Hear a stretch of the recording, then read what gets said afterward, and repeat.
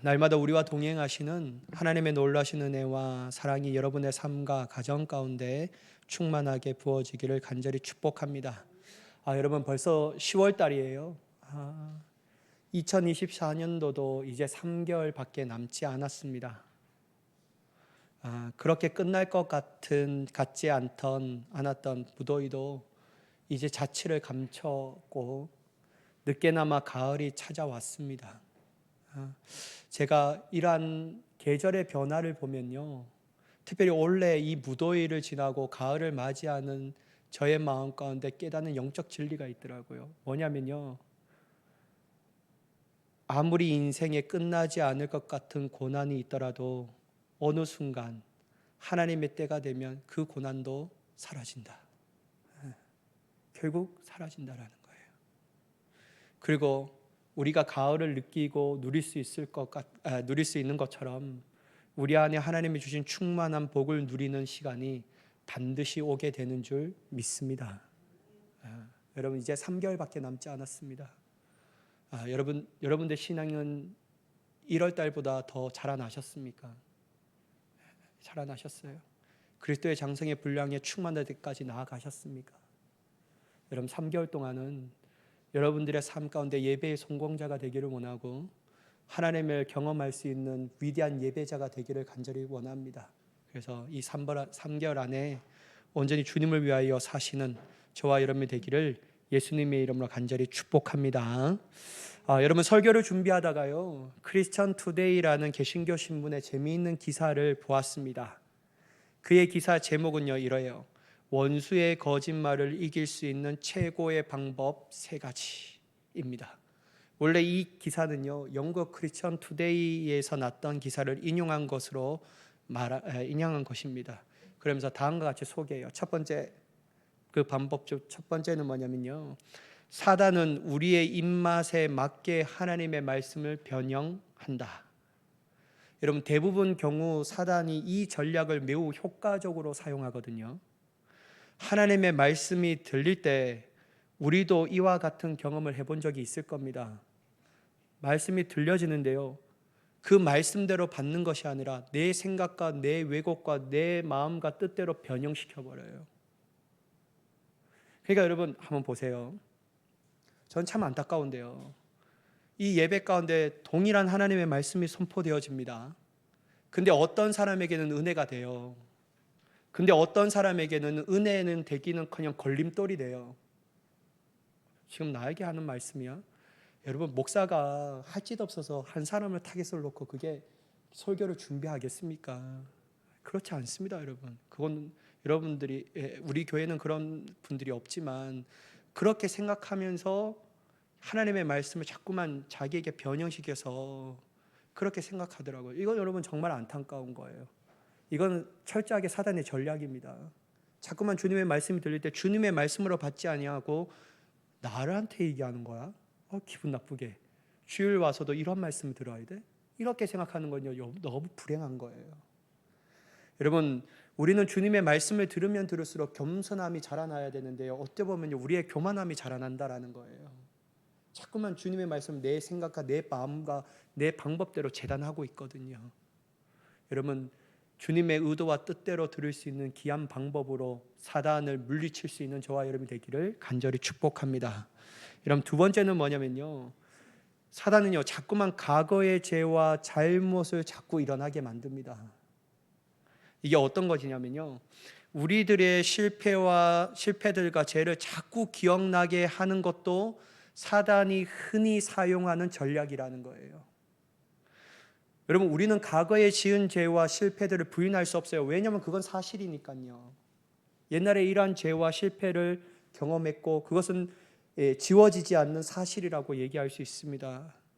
그때 우리가 해야 할 것은요, 사단을 우리가 숨기고 싶어하는 다른 죄와 이미 오래전에 회개했던 죄의 목록을 떠올리게 하는데, 그때마다 우리가 해야 할 것은요, 낙심이 아니에요. 존재적 절망 가운데 빠져서 저 밑은 밑바닥에 내려가는 게 아니에요. 어떻게 해야 되냐면요, 하나님의 말씀의 진리 위에 다시 서야 합니다. 그게 중요한 거예요. 주님께서는 어떻게 말씀하셨습니까? 우리가 죄를 고백하면 미쁘시사 우로사 우리의 죄를 용서하신다라는 진리의 말씀이 우리 가운데 주셨다라는 거예요. 주님은 우리를 죄를 회개하고 또한 죄 용서함을 받았다라면 이제는 이 죄를 더 이상 묻지 않으셔요. 뒤로 던지셨다라고 말해요. 여러분, 제가요 전에 있던 교회에서 중등부를 가르쳤는데, 중등부 제자훈련 예수님의 사람이라는 것을 리딩 그룹과 같이 공부하면서 느꼈던 게 있어요. 아주 기가 막힌 예화가 있더라고요. 많이 들어보셨을 건데, 루터가요 독일에 있을 때 이 신약 성경을 라틴어로 되어 있기 때문에 많은 사람이 접하지 못했습니다. 그리고 일반 성도들은 아예 이 성경을 읽어볼 수 있는 기회도 없었어요. 그래서 루터가 했던 게 뭐냐, 독일어로 번역하는 거예요. 성경을 번역하는 작업을 했어요. 그래서 여러분, 밤새면서 여러분 성경을 번역하고 있는데, 번역하는데 사단이 쫙 나타오는 거예요. 그리고 사단이 뭐를 갖고 오냐면 이 두루마기를 딱 가르쳐요. 그러면서 딱 펼치면서 이 루터에게 보라고 하는 거예요. 여러분, 루터가 어떤 게 적혀 있는가 딱 보니까요, 몇 년도에 너가 이런 죄를 지었고 이런 죄를 지었고 이런 죄를 지었고 이런 실수를 했고 이런 죄를 범하였다. 이게 죄의 목록이요 쫙 적혀 있는 거예요. 여러분, 이거 볼 때 루터가요 어떤 마음이 드냐면요, 존재적 절망이 들지 않겠습니까? 나라는 이러한 존재가 신약 성경을 번역한다고? 참, 이건 아닌 것 같다 라는 이 마음이 드는 거예요. 사단도 그렇게 얘기한 거예요. 니까짓 게 이러한 존재가, 너의 과거가 이러한데 이러한 것들을 해? 되지도 않는 말이야. 막 이렇게 얘기해요. 그때 여러분, 진짜 루터가 절망하거든요. 근데 여러분, 루터가요 절망이 잠시이지만 바로 대받아칩니다. 뭐라고 얘기하냐면, 맞아, 네가 적었던 두루마기에는 내가 전에 지었던 죄들의 목록이 내가 부인할 수 없어. 그러나 너가 한 가지 몰랐던 사실이 있는데, 나는 이미 예수 그리스도의 피로 제사함을 받았어. 그러니까요, 이 말을 딱 선포하는 동시에 사단이 탁 물러가는 거예요. 그래서 결국 이 성경을 독일어로 번역합니다. 그리고 많은 대중들이 성경을 읽게 함을 통하여 종교개혁이 일어나는 시발점을, 종교개혁의 가운데서 놀라운 역사가 나타나게 되는 것이죠. 여러분, 이래요. 그러면 여러분, 우리가 자꾸만 사단이 과거의 죄와 잘못을 생각함을 통해서 과거에 자꾸만 우리를 잡아놓으려고 하는데요, 그거 그럴 때마다 벗어나야 합니다. 우리의 신앙은 진일보해야 합니다. 어떻게 해요? 과거의 얽매인 죄에서 구속함을 받는 것이 아니라 예수 그리스도의 피로 말미암아 구속함을 받을 수 있는 자가 되어야 할 줄 믿습니다. 나아가야죠. 또한 여러분, 세 번째는 뭐냐면요, 하나님의 말씀에 지속적으로 도전합니다. 사단의 또 다른 전략은요, 하나님의 말씀에 직접적으로 도전하고 말씀을 의심하게 하고 거부하게 만드는 거예요. 여러분, 우리는 사단이 어떻게 하와를 속였는지, 그가 어떻게 예수님께 도전했는지는 성경에서 다 보았습니다. 여러분, 사단이 여러분의 마음속에 하나님의 말씀을 대적하려고 할 때, 의심의 구름이 뭉게뭉게 피어오를 때 더욱더 우리가 해야 할 것은요, 말씀을 붙잡아야 되는 거예요. 더욱더 말씀을 붙잡아야 돼요.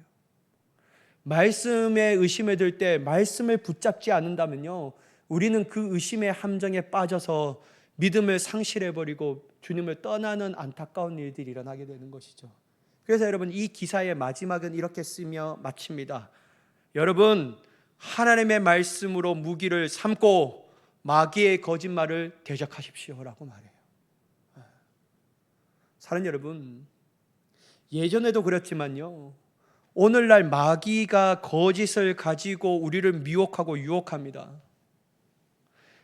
어쩌면요, 강도가 더 세졌다라고 할 수 있어요. 왜냐하면 이제는 그럴듯한 거짓말을 하거든요. 예전은 대놓고 거짓말을 했다면요, 이제는 그럴듯한 거짓말로 우리를 유혹하고 있어요. 제가 어떤 자료를 보니까요, 그 확신이 더욱더 드는데, 여러분, 국내에 자생적으로 생기는 이단이 몇 개인지 아세요? 맞춰보세요. 제가요, 저랑 식사할 수 있는 티켓을 아무도 원하지 않을 것이지만, 여러분, 몇 개인지 아세요? 22개가 된다고 해요. 여러분, 해외에 유입된 이단도 엄청 많습니다. 몰몬교, 여호와의 증인, 제7일 안식일 교회, 이런 것도 엄청 많아요. 물론 여러분, 추정 숫자이지만 이단에 포섭된 숫자가 몇 명인지 아세요? 200만 명이라고 합니다. 여러분, 현재 통계에서 기독교인이라고 대답한 이가 800만 명 정도 된다고 해요.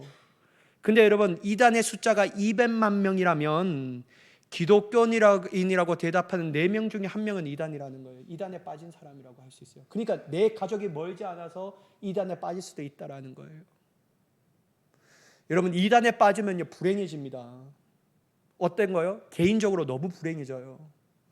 제가요, 신천지 이단을 공부하면서 신천지에서 청년에 들어가서 한 중년에 이렇게 회심해서 나왔던 분들, 탈회심했던 분들, 죄송합니다. 회심해서 나왔던 분들이라든지 어떤 이런 분들을 보면 인터뷰한 적 있어요. 내 청춘 내 20년의 세월은 없어졌다. 그렇게 얘기하더라고요. 꽃 같은 청년의 20년 세월이 다 사라진 거예요. 그러니까 막 이 사람들이요, 우울증에 걸려버린 거예요.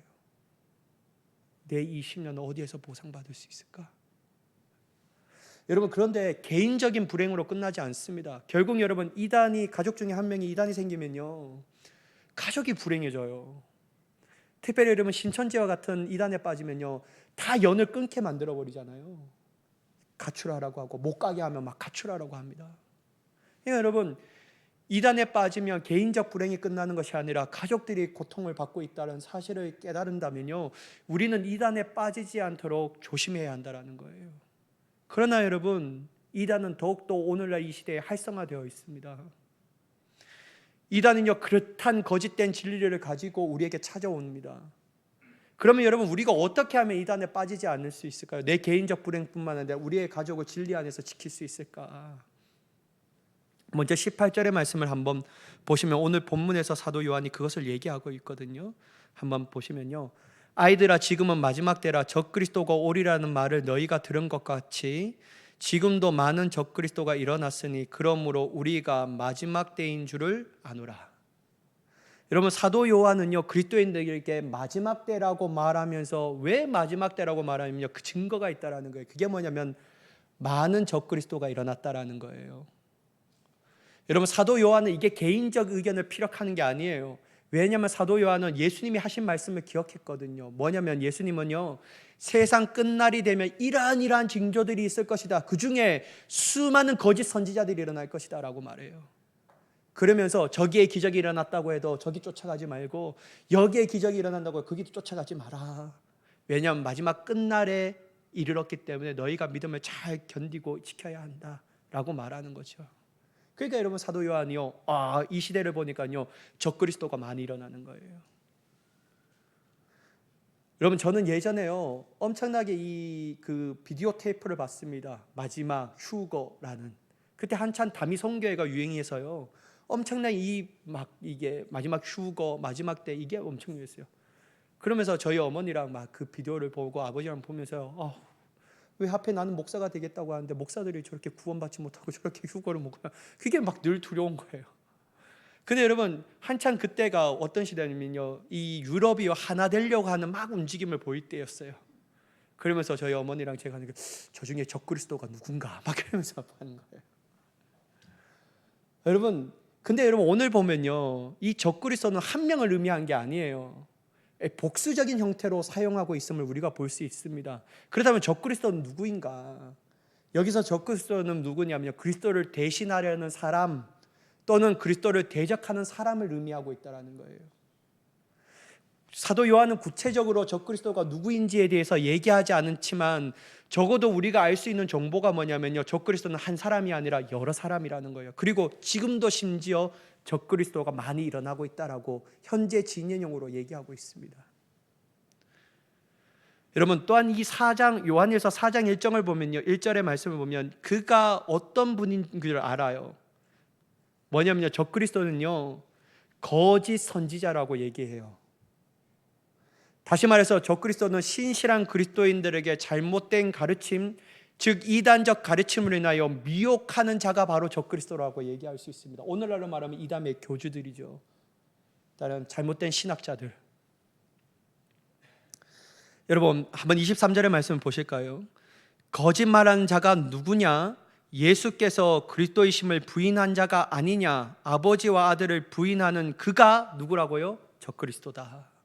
그러니까 여러분 아주 잘못된 이단적 가르침을 얘기하는 거예요. 사도 요한은 적그리스도는 거짓말을 한다라는 거예요. 거짓말을. 어떤 거짓말요? 예수가 그리스도가 아니다라는 거. 그냥 한낱 인간에 불과하다. 그렇게 막 얘기하는 겁니다.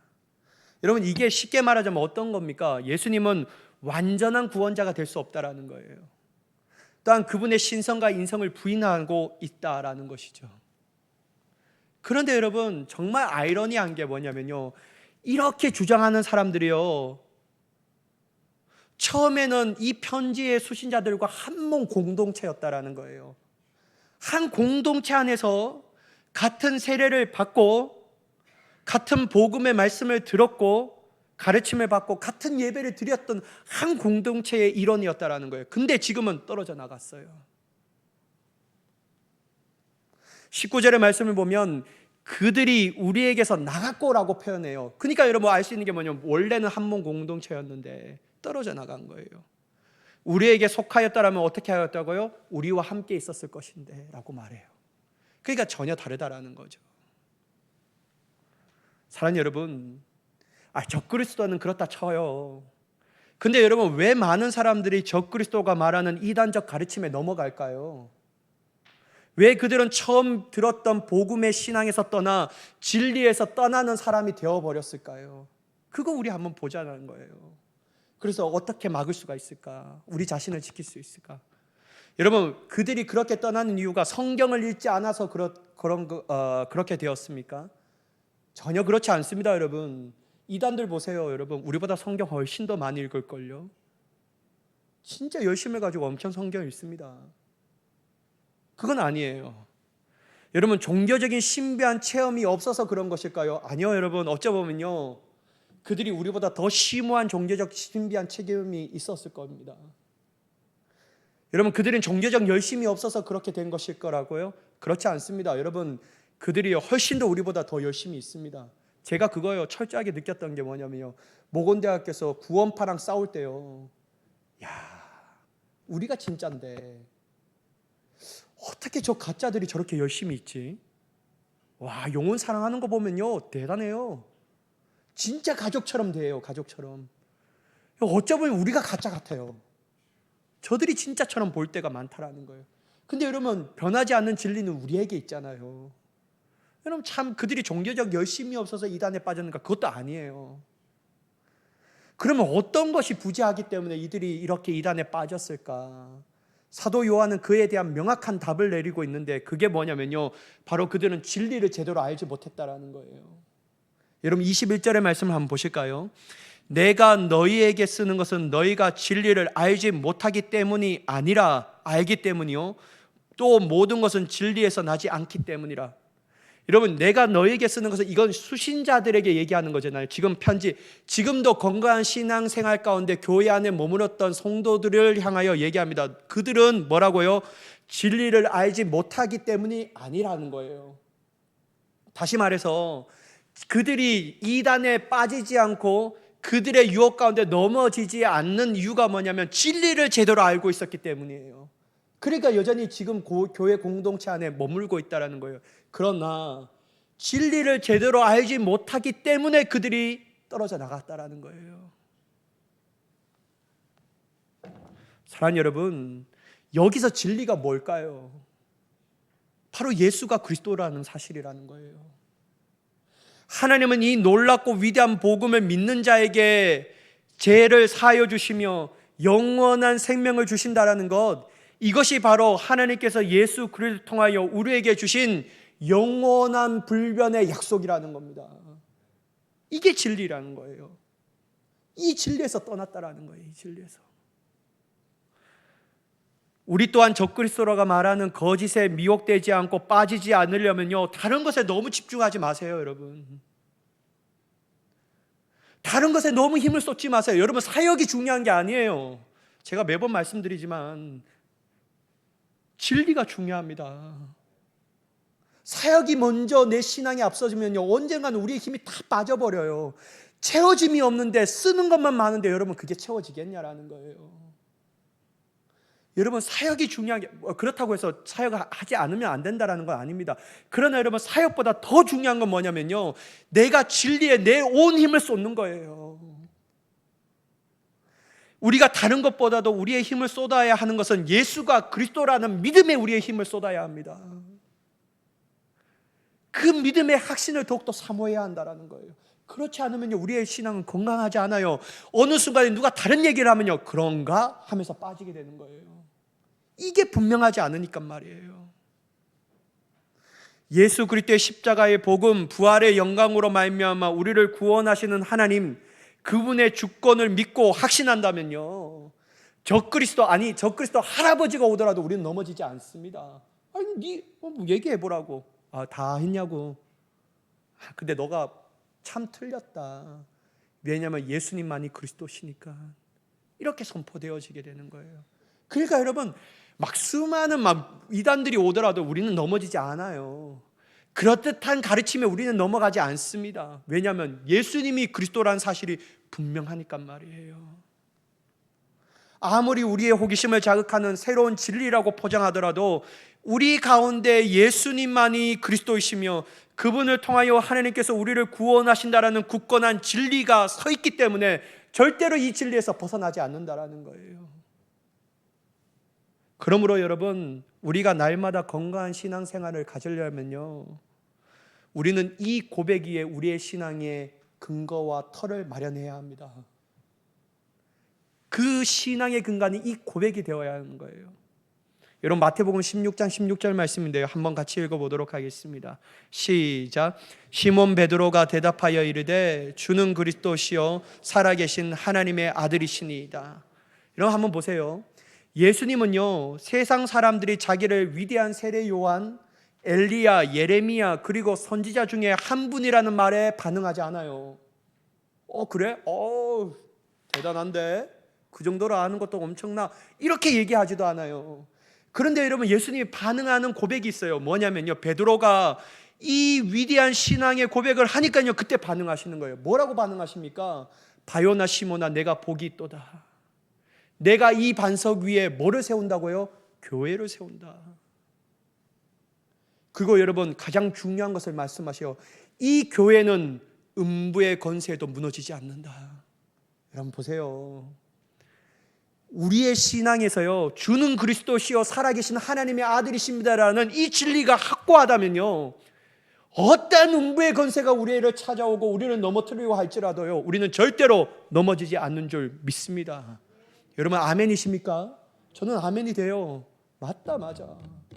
이 신앙이 털을 잡지 못하니까요, 누가 조금만 얘기하면 그렇듯하고, 또 얘기를 하면 또 넘어가고, 또 다른 얘기를 하면 그런가 봐. 줏대 없는 신앙이 되어버리는 거예요. 왜냐하면요, 주는 그리스도시요 살아계신 하나님의 아들이십니다라는 신앙의 근간이 서지 않았기 때문에. 여러분, 우리는요, 곧 죽어도 남들이 뭐라고 해도 예수님만이 우리의 그리스도라고 선포하는 자가 되어야 할 줄 믿습니다. 오직 예수님만이 살아계신 하나님이십니다, 아들이십니다라고 고백하며 나아갈 수 있는 우리가 되어야 할 줄 믿습니다.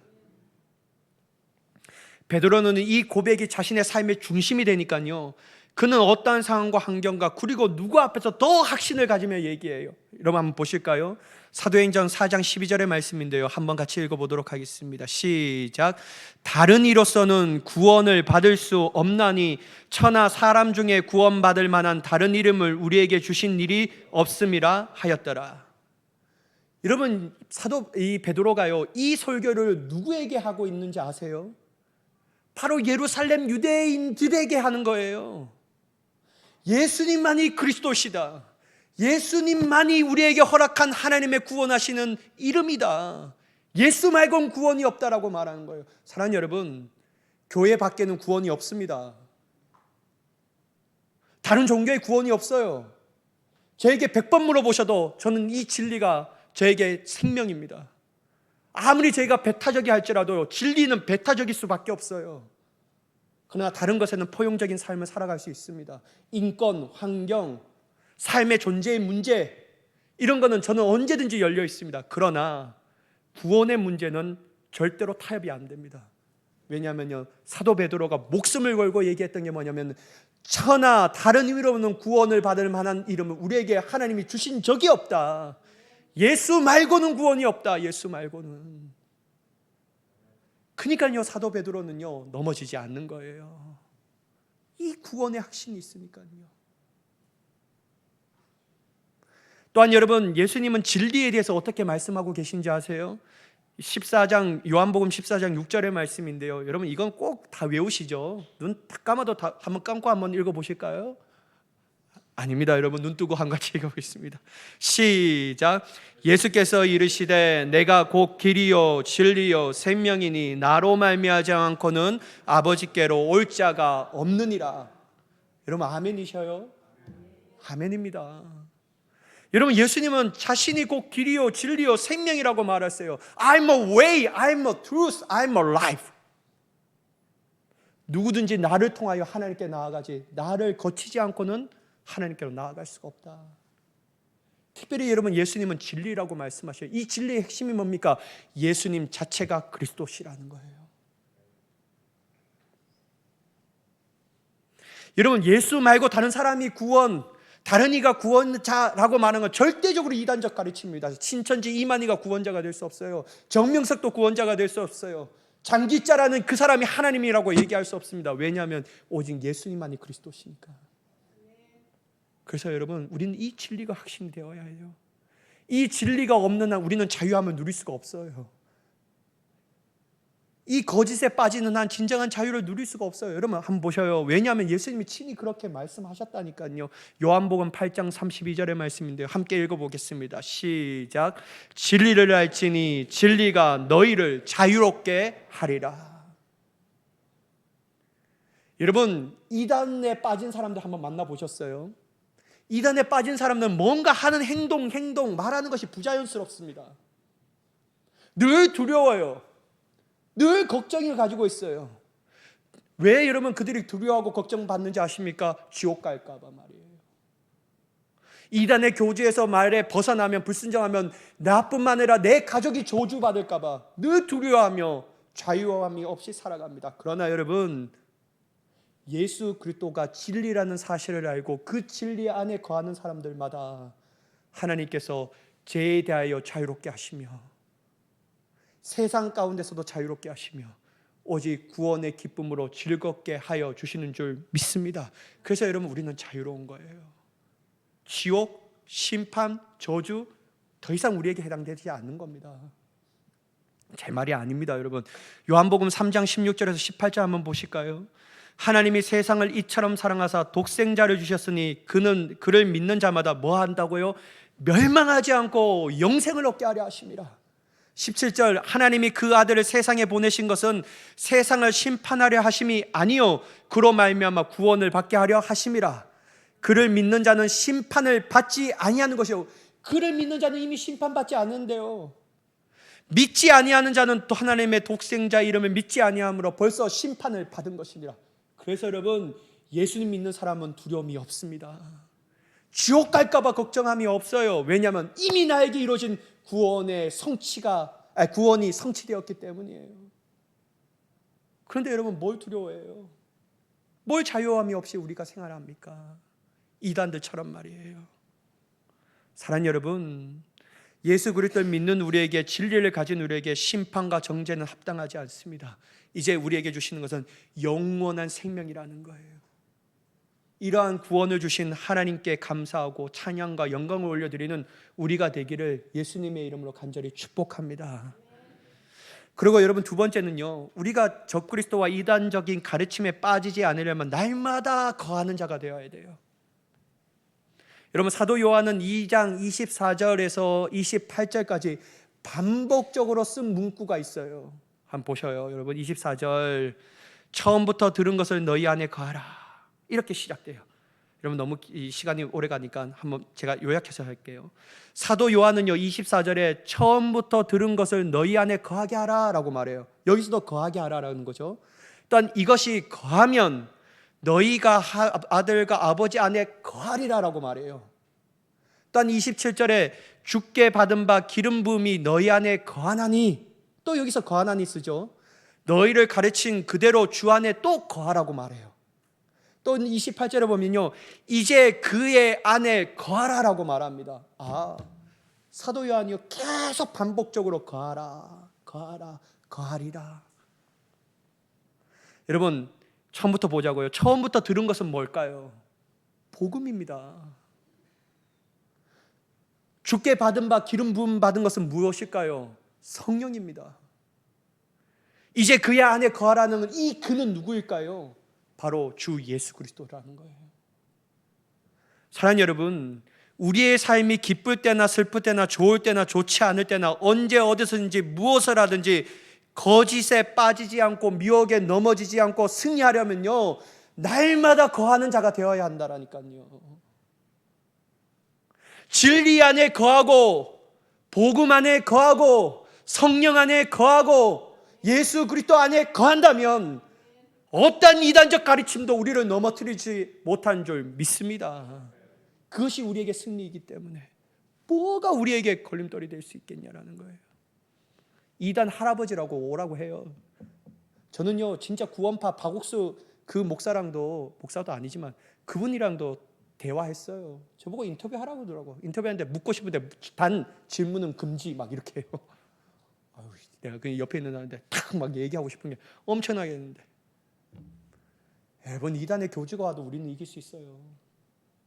왜냐하면 진리 안에 거하기 때문에요.